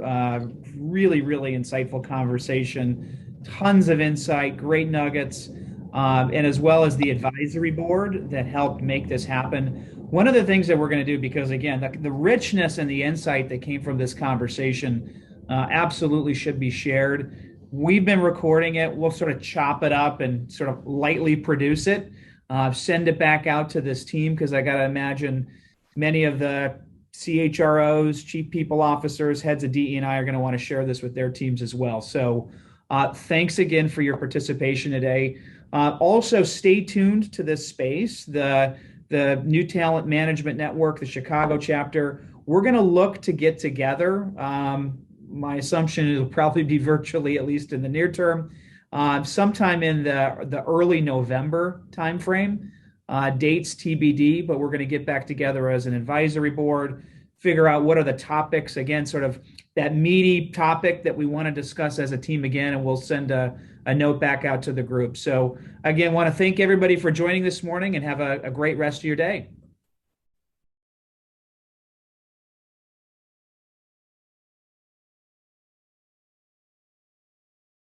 All right. Well, welcome into part 2 here, and we have Natasha Miller-Williams, and we also have Christy Harris, our 2 panelists, joining us in this breakout group. And I think we're in a small enough group right now that we can see pretty much everyone else on the screen. So I know many of you probably know each other. I know several of you as well, and it's wonderful to be in this smaller kind of tight-knit setting. So I believe you all have powers to come off of mute, by the way, so use those powers wisely, and that'll allow us to kind of start jumping into a discussion. So I'll ask kind of a kickoff question and get Christy and Natasha talking a little bit, but then I think we should all feel free to jump in, add our own perspective, ask other questions. And I think we can certainly learn from all of us from this. So, kind of the general broad question, and Christy or Natasha, you can kick us off. But let's talk a little bit more maybe now about the future. So current state. You both have done so many things, and long history at Allstate in this space, right? A little bit less of a or more recent history, it probably feels like, for Natasha in what you've had to do.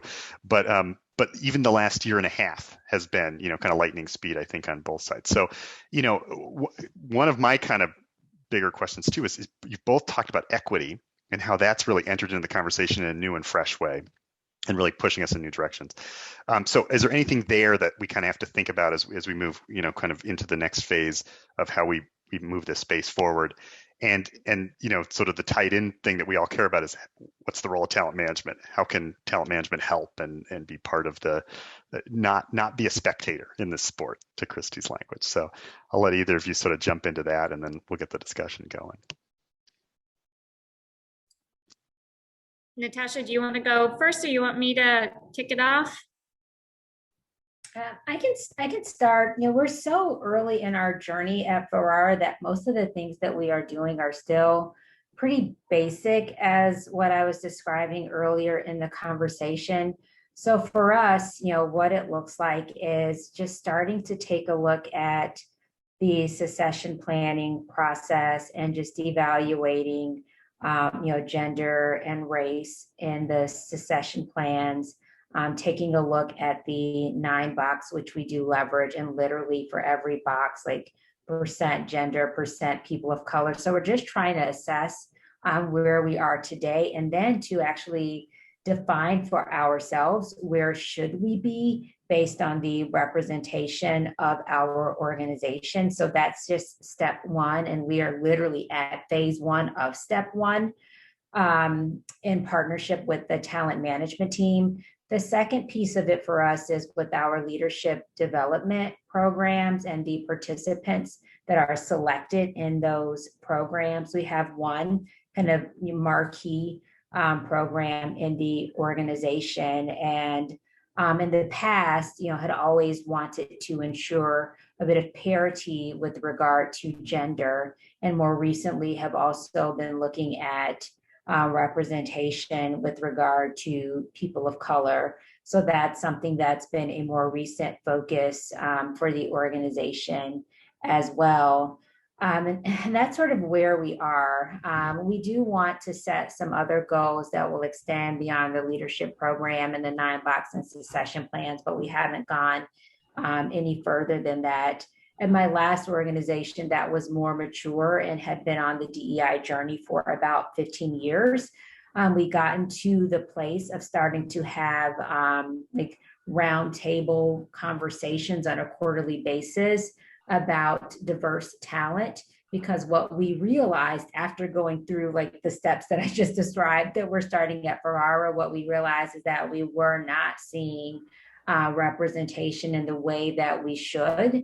And so the roundtable talks that we were having on a quarterly basis were intended to bring more women and more people of color to conversations for leaders to just have more visibility to who those individuals are and the work that they were doing. And so I can't even remember what we branded them. I think it was like I would mess it up to even try to recall it, but the goal was that we were just bringing more visibility to individuals that were about 3 levels below the CEO and the work that they were doing, because our expectation was that they would soon be, a little bit closer to some of those more executive roles. So that's the path that I anticipate for Ferrara pretty soon. 2 things that I would add. One is, we've done a lot of things, and I think for anybody who's in talent management, probably right now when they're doing recruiting is like throwing everything at the wall to see what sticks. And I think we've done a lot of that too in our history of Allstate, in trying to figure out like what are the programs, initiatives, policies that really drive outcomes. And we just presented our 3-year strategy and roadmap to the board on our IDE strategy. And, some of that is stopping some of the things we've been doing to get really focused on the things that we think will drive impact. Because as I mentioned before, no organization is just going to give you unlimited resources without being able to, drive, outcomes. And the way we're thinking about this is across, all levers in our organization, and that can be business practices, that could be representation, and that could be cultural aspects. And we chose equity for a reason, but sometimes I find myself having to remind people what equity means versus equality, and how we have to use that to advance some of the things we do. Last year, for example, around business practices, and I think this is every business can do it. You just have to really challenge yourself in how you conduct your business practices. So, for example, when we bought National General, we leveraged a bond offering to be able to secure the capital to be able to do that. Normally, we would go to the big banks to be, big financial markets, and we actually opened up the bond offering to only diverse organizations. And so this is the first time that these diverse organizations were ever playing at this level, where they had access to raise this kind of, capital. And they did it flawlessly, but it also opened up new business opportunities, for them. I just read not too long ago how Ally Bank was looking at their practices, and they looked at their overdrafts, and they realized that the people that were most subject to overdraft fees were probably the people that could afford it the less and their most diverse, part of their organization. So they eliminated them. And that's a loss of revenue, but they did it because it aligned with their values and their practices and what their, objectives are. So I keep, challenging us, to really think about what are our business practices, whether it is how we rate insurance. Is there things in there that actually have bias, to it?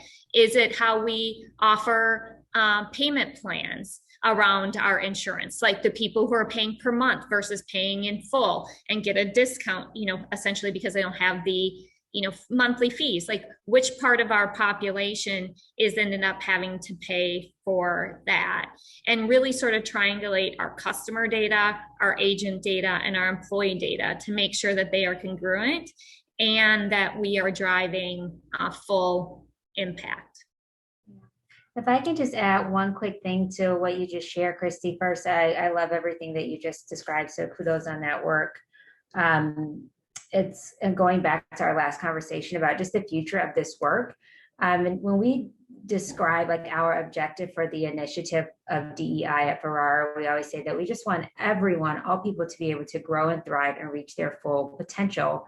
And we recently led a workshop. Our intention was to get a better understanding of the organizational culture from our employees' perspective. And ultimately it led to the a new company value. So we added empathy as a company value as an output of that exercise. But along the way of this sort of 2-day workshop that brought together a cross-functional team, we were asking lots of questions that you would anticipate. One of them being about like barriers that got in the way of, again, being able to grow, thrive, and reach your full potential. And there was this conversation that sort of surfaced about a finance process where we have VPs in the organization that have to get like an approval from their SVP, even if they have the money in their own budget. And they did not feel empowered. They might have a $2 million budget and they're trying to get like a $25K vendor approved, and they would have to go to the SVP. And they literally felt small, not empowered. And this was like a big barrier in the organization. And so one of the outputs of this meeting was, as a DE&I team, we're working now with finance around like, why don't we have this like 2-step approval process for VPs? And so we're kind of getting ourselves like out of the lane of even always partnering like within like HR related things or talent issues to figure out what are the other barriers that are getting in the way of our employees being able to grow, thrive, and reach their full potential. And so I say all of this to say that when I think about the future of DE&I or just other ways that we're going to have an impact in the organization, it's not always going to be in the ways that you might expect. Sometimes it's going to be things that we learn will add value to the employee experience, and we're going to reach across lines or fences that you would not anticipate to add value to the organization. Natasha, that's a really good example. It's interesting, through some of the conversations we had, we found a tech term that we didn't realize, but in technology, there is some certain types of technology that sort of control other technology, and called the master system. And so we said, oh, well, that's probably not appropriate anymore. So we changed the vernacular used to describe that, that technology. Or, through listening, we realized that our EAP program, while it's a really effective, program, it did not have enough diverse professionals, and particularly diverse professionals who are experienced in dealing with racial trauma, to be able to help our employees with what was happening, last year. So we spouted, we were very proud of the fact, you can call EAP, and then we realized our EAP program was not effective for our population. What do others have to share? That's also, let's open it up and hear what others, what questions or comments on, sort of what's happening in your organizations that's coming up next. I have a question, and it's really related to succession. So I work at Zebra and lead talent management, and we have as I'm sure other organizations have the same challenge. I'm curious to get a different perspective. A real challenge with having a diverse talent pipeline as you go up within the organization. There's concern as well that within the next 3 to 5 years, we're going to be having significant retirements as we've done age analysis on our population. But then underneath, we have, we'll say, similar racial, ethnic types, if you will, sitting underneath. And then from an age perspective, very similar as well. And so obviously we could potentially end up in a real conundrum if we are not proactive over the next couple, like I would say year or 2 years, to really dive deep into our talent pool and think about ways to really double down on creating a more diverse talent pipeline. So I'm just curious to hear from others who may have a similar issue, or perhaps in the past you have, and what you've done to kind of mitigate that, if you will. It's a loaded question, I know. That's what we're here for, the hairy loaded question. Yeah. Hi, Bridget. Hey, nice to hear you, by the way. Great question. Hey, so at Caterpillar, I would tell you in 2017, Jim Umpleby became the new CEO, the most recent and current CEO. And when he started, both the executive office and the board lacked diversity in a significant way. And over time, like many companies, Caterpillar's been on a journey, and that's ebbed and flowed.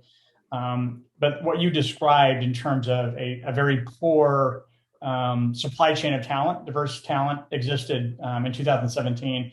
And so I would tell you, starting in 2018, when Jim made a personal commitment to diversity, one of the ways that he overcame that, because as a CEO, he owns appointments to his executive office, right, his direct reports.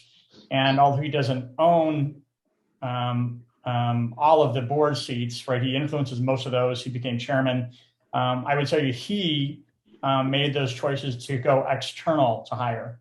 And so if you have a year and a half, as you described, 18 months, I think you can certainly look in your supply chain of talent, but I think probably a two-pronged strategy may help, which is to partner with your talent acquisition team and start now to look for officer candidates and those in your industry to hire, and let your CEO, if that person is so motivated to hire, right, let them move faster than you can internally. And that does two things. One, it helps you achieve that diversity in your board and your EO, but it also then gives those people who are lower in the organization and who want to see that diversity, right, that opportunity. So it empowers them. They become more interested in those upper roles and maybe raise their hands as well. So just an example of what worked at Caterpillar. Thank you, Eric. I appreciate it. I would share just a little bit from an Ecolab perspective as well. Ecolab, the way it's structured, we have an SVP of talent who has learning and development. She has diversity, equity, and inclusion. And then there's me, who actually sits in the business. And so I support about half of the organization as a VP of talent and work development.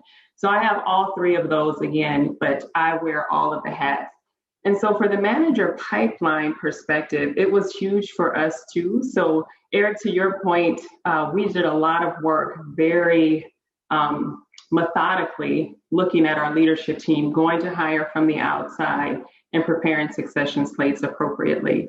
But then the manager pipeline, particularly in our sales organization. So this is when you get really clear with the data, right? We have a diversity issue everywhere, but where we can really make the biggest impact is actually in sales.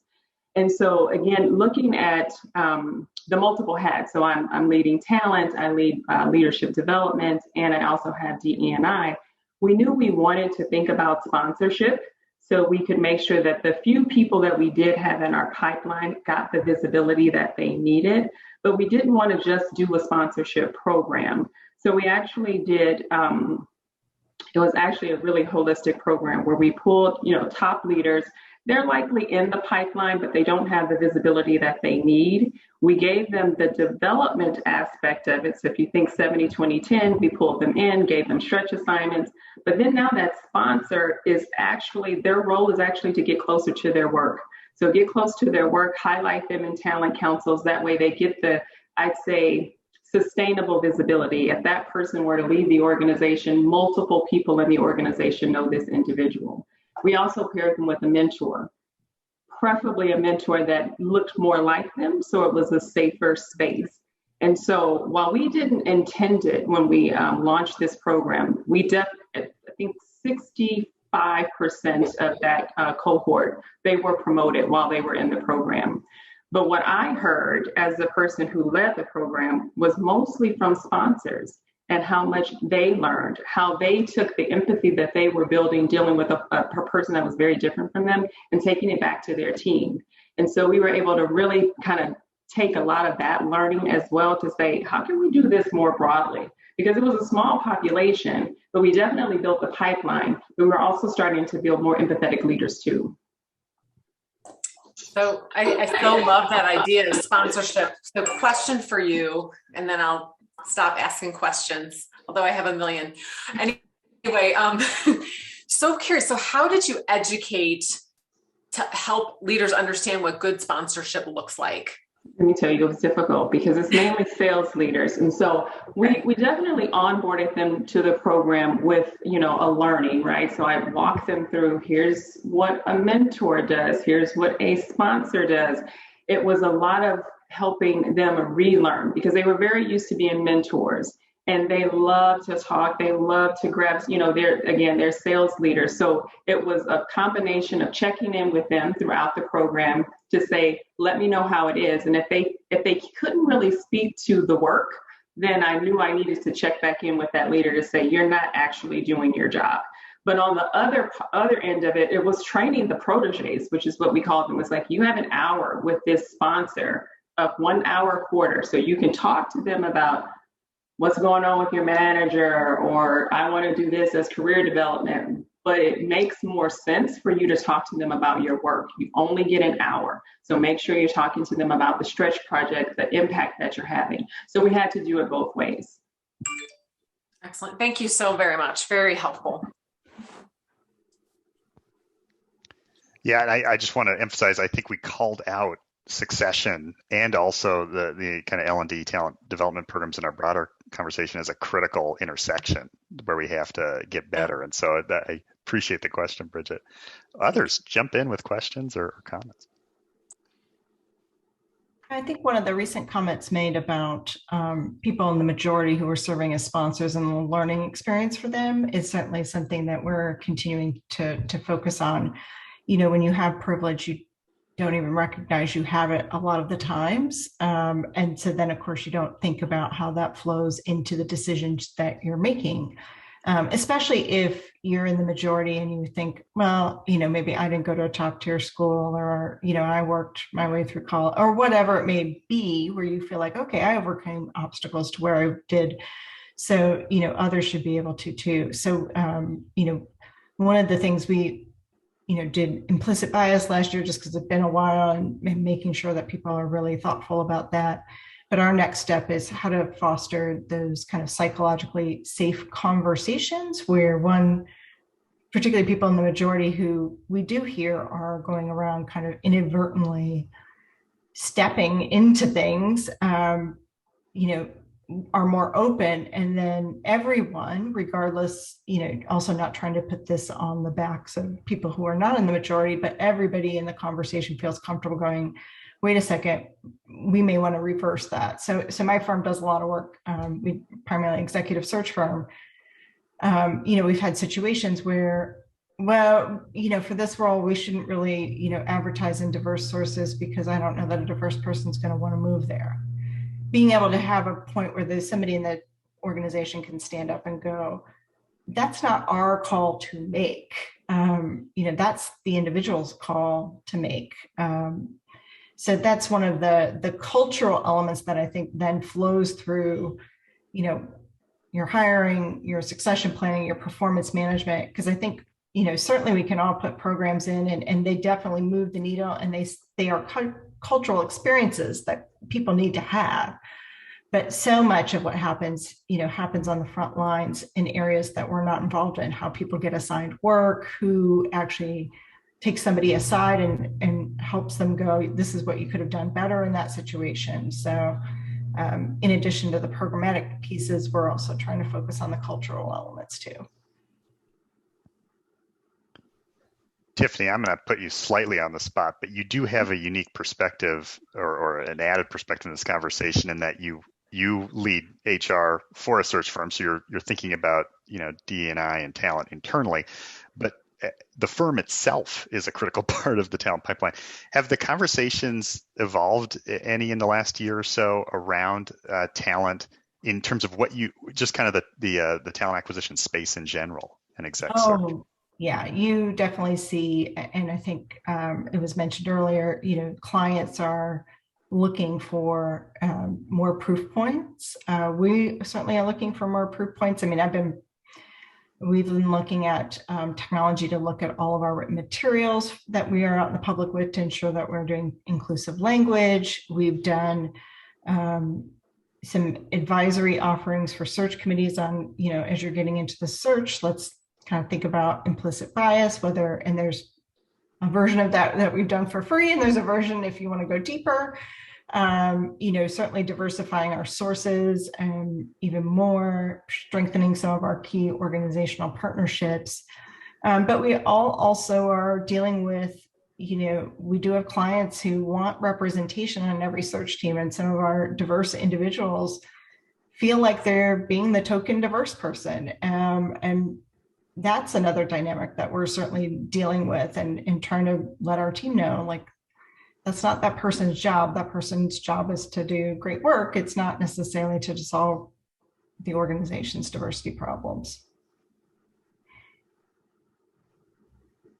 Chris, one of the questions I have for the panel is, we're talking a lot about talent acquisition, but when we think about maybe roles that have higher volume, that the manager level or maybe even below, recognizing that most of the organizations I'm working with right now, they'd say, okay, we're in a talent crisis. It is really hard to find people. If you think about balancing sort of speed and making sure you have people to do the job now with fit and diversity goals, how are organizations wrestling with that? And to put a complication on that, looking at some of the faces on this call, I think, Christy, you have talent acquisition that rolls up to you, so you may have some control, but many talent leaders don't have talent acquisition, so it's another structural impediment. So what have the folks on this panel found that works and what's not working, and what advice do you have for others? Well, the only thing I'd add is I think it's pseudo control, because obviously the hiring managers make the decisions, and you have to get them bought into it in order to, no matter what I put in front of them, if they continue to pick that looks like them, I'm not going to get what I need. So I think there's a lot of work that needs to get done before that. But one of the things that we've done, and Anne has done this as well, is continue to look at degree inflation on your requirements of your jobs, and think more around skills, as you continue to hire. And we have only about 30% of our jobs require a degree. I mean, like our attorneys, they need to have degrees, they need to have bars, pass the bar to be able to practice and things like that. But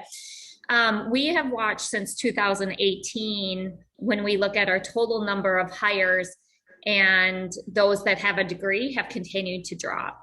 And the other thing that we've seen, at least in the last year and a half, particularly as COVID has really sort of challenged where we hire or where we place jobs, we have opened up our aperture where a job needs to be placed. We're creating a lot more flexibility on where we find talent. So, for example, by opening up our aperture and allowing our recruiters to look countrywide for data scientists, which many of us compete with, it doesn't matter what industry you're in, we have seen double-digit increases in our applicants, so diversity in our applicants, and then actually translated into hires. We also opened the aperture of where we hire tech talent, and we went to, now I'm giving out a secret, so don't be going and recruiting here, because I still need to do this, in Miami. for example, where we did not place tech talent before. But as a result of that, we have actually more than double-digit increase in our female tech talent and of our diverse talent by opening the aperture. So I think while we certainly struggle with recruiting right now, we are not alone. We have record number of openings. We have higher turnover than what we want. But the things that applicants are asking us about is, flexibility and, diversity and culture. And we're all over those things, right now. And it resonates when, if you can get beyond like nobody wants to work in insurance because they think it's boring, but like when we can tell our story about all the things we're doing, once we get somebody to listen, we generally can reel them in to be interested in our opportunities. I would add to that, and for Ferrara, what's kind of exciting is people actually really like the idea of working in candy. They think it's really fun, and they love to be around candy. So because we're new in our journey, some of the new partnerships that we've added are new talent streams for us, and that's everything from just starting to recruit from HBCU, starting to have partnerships with some of the different diverse MBA associations, et cetera. So that's new talent streams for us that we previously didn't have. And those are partnerships that we've developed in the past year. Differently for us, but that we're still developing is within our own workforce and our production facilities. So our production facilities are 78% people of color. Our total organization is 65% people of color, largely influenced by the facilities if you do the math. And so when you think about the pipeline from facilities to corporate, we have many employees that have long tenure in the facilities that have an opportunity to move from frontline to supervisor to management to operations corporate roles and then into other corporate positions. And so what we are starting to think about now is what does that career path look like for us? And so we're in the early stages of like mapping out that journey just so that we can like bring it to bright for the whole organization and more specifically for those individuals. But if we can retain our own talent and you think about just the path of what may be an hourly worker coming in to the facilities who can start a long career journey at Ferrara, we will really have a funnel that could work brilliantly for the organization.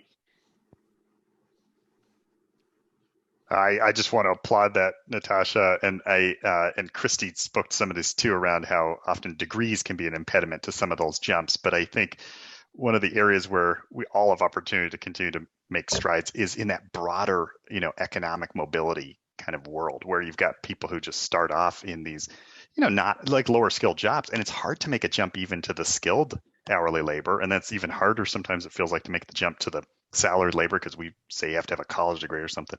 And I do think, applauding Allstate, like you should give yourselves credit for any time you can move people through those broader kind of mobility categories and not put, we got to find all the barriers and get rid of them.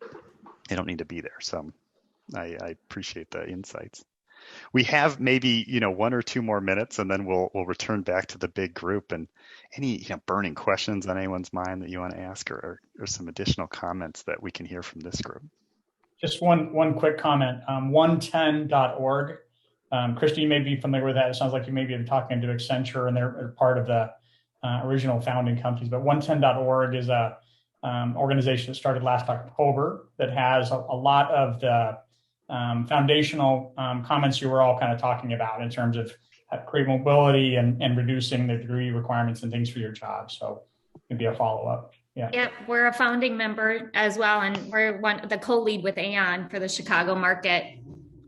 Great. That's a wonderful tip. Yeah.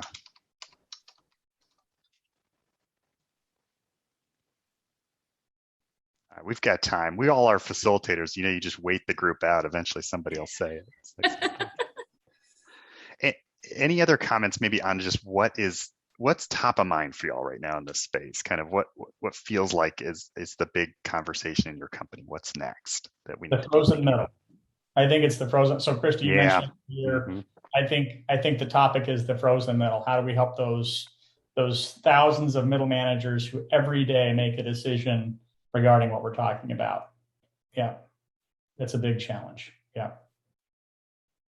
Chris, one of the things I keep hearing about is this great resignation, which seemingly gets lots of headlines, and in particular, the implications of that psychologically for people from underrepresented groups. I think that's a real thing that we got to be thinking about.